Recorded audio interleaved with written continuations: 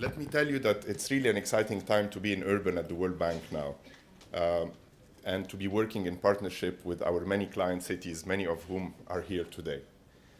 This is not just words. This is really, the importance that we give to urban development cuts across the entire agenda of the World Bank. So you will have heard initially from my colleague Chris Vane and his team, and you will be hearing today about an initiative about open innovation in cities, how to help governments deliver services more efficiently, become more transparent, and become more open and create sustainable social change. And you will be hearing from me in a minute about an initiative that we will be launching today that is led by our Energy Sector Management Assistance Program, or SMAP, about scaling up energy efficiency and helping cities reduce the pressures on their budget, improve service delivery, reduce pollution and greenhouse gas emissions. But let me start first with the big picture.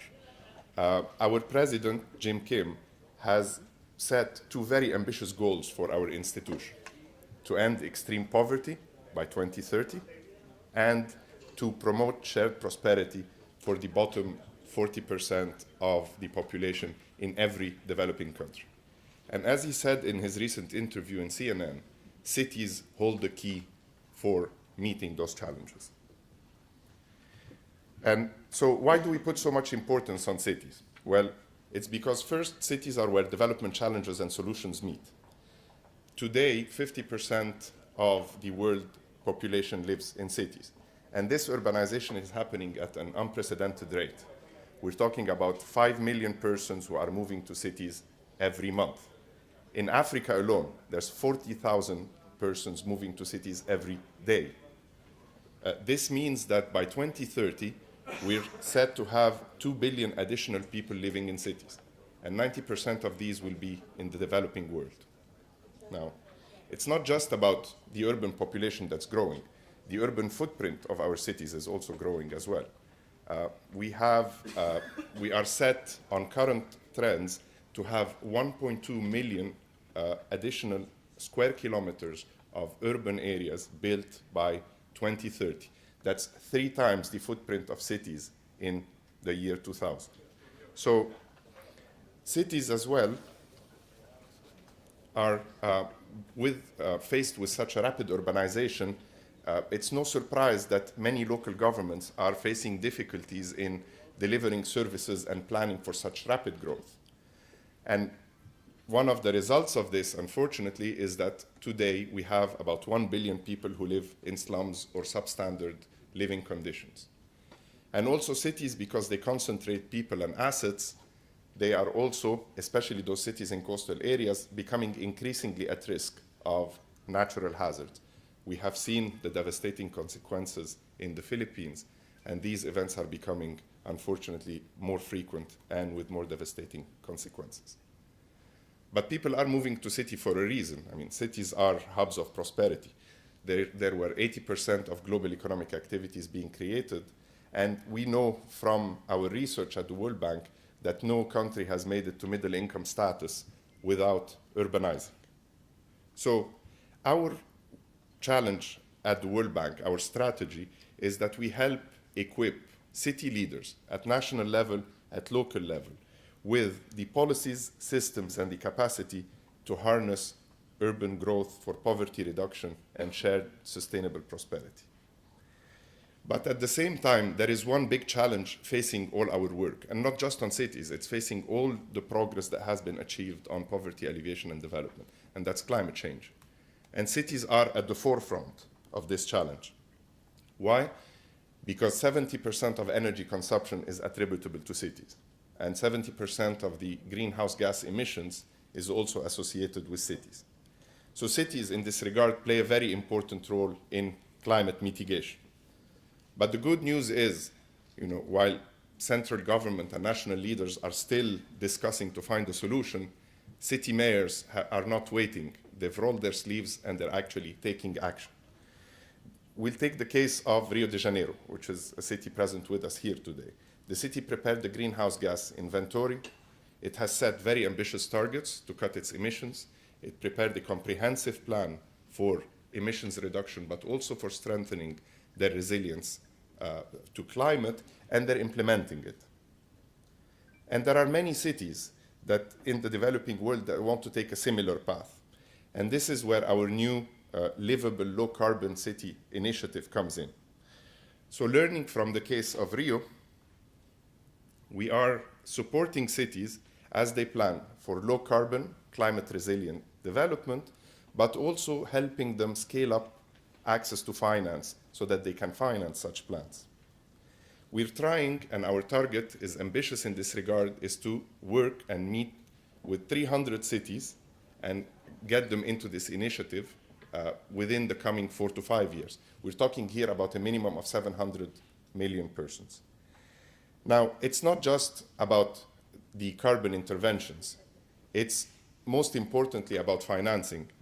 I mean, we are talking about a financing gap for infrastructure of about 1 trillion per year for low and middle income countries.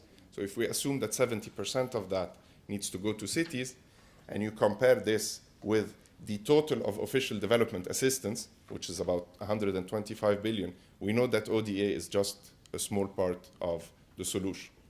The real solution will have to be to get those cities to access the capital markets, to help those cities become creditworthy and attract investment.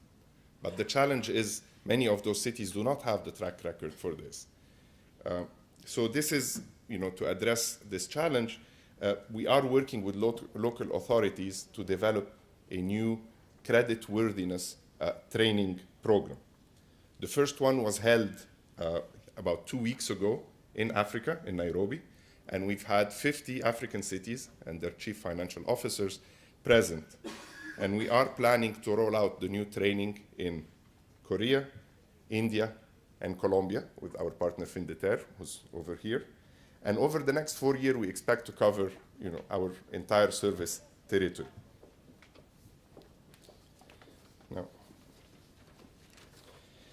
but as you know, I mean, for a city getting a credit rating, you can't just wave a magic wand and expect the city to be able to access the capital markets immediately. From the experience that we've had working with Lima, this process has taken somewhere between 3 to 5 years, and that's a case where we've started on a good ground in terms of revenue mobilization. So until we get there, we're working also, and in parallel, to finance or to use the World Bank's capacity to develop innovative financing instruments to attract more private capital to sub-sovereign markets.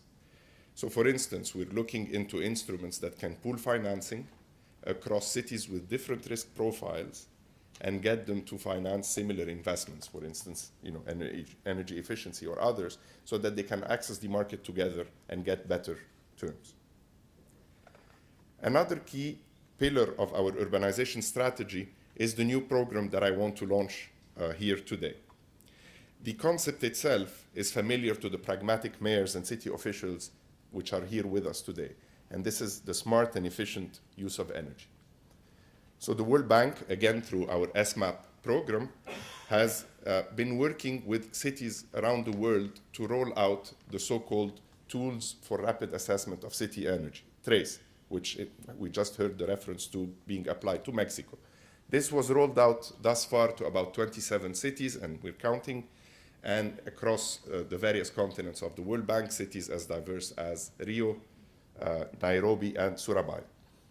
Now, what TRACE does is it helps city planners and city officials identify important energy efficiency initiatives and mainstream these into the planning and help them prioritize investments. So to just give you one small example, in the city of Gaziantep in Turkey, that's a city of 1.3 million inhabitants, TRACE has helped identify a potential $50 million of annual savings in energy efficiency. Mainly it's municipal building retrofits and the expansion of the public transportation system. This, on the year the TRACE was done, this was equivalent to 17% of the annual municipal budget. Gives you an idea of how important such energy investments can be for various cities.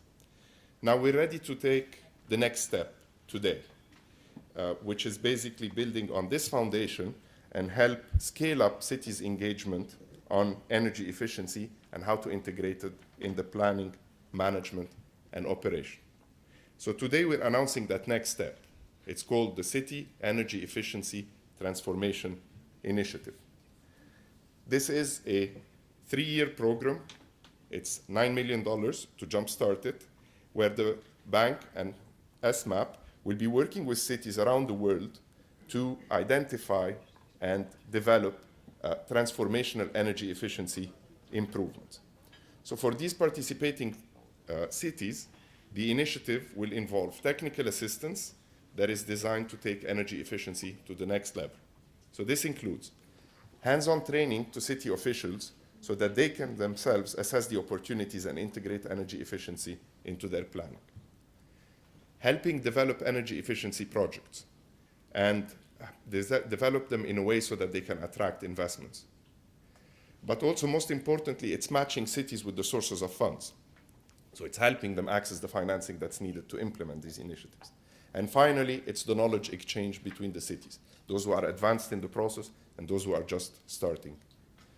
Now, the City Energy Efficiency Transformation Initiative complements the work of our Livable Low Carbon Cities Initiative.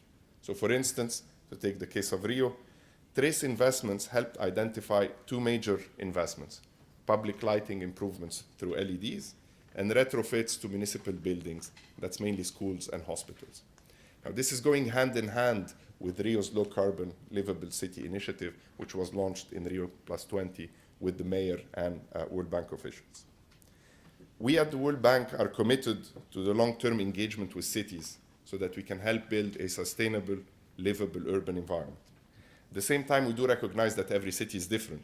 So with initiatives like the City Energy Efficiency Transformation Initiative and the Livable Low Carbon Cities Initiative, we are committed to working with cities to tailor the support and technical assistance that needed to local conditions. So we're looking forward to learning from all of you over here, from all the cities that are present, and we hope that you will participate in the City Energy Efficiency Transformation Initiative, the Livable Low Carbon Cities Initiative, so that we can all be fully engaged in this important effort to make cities livable and sustainable. Thank you very much.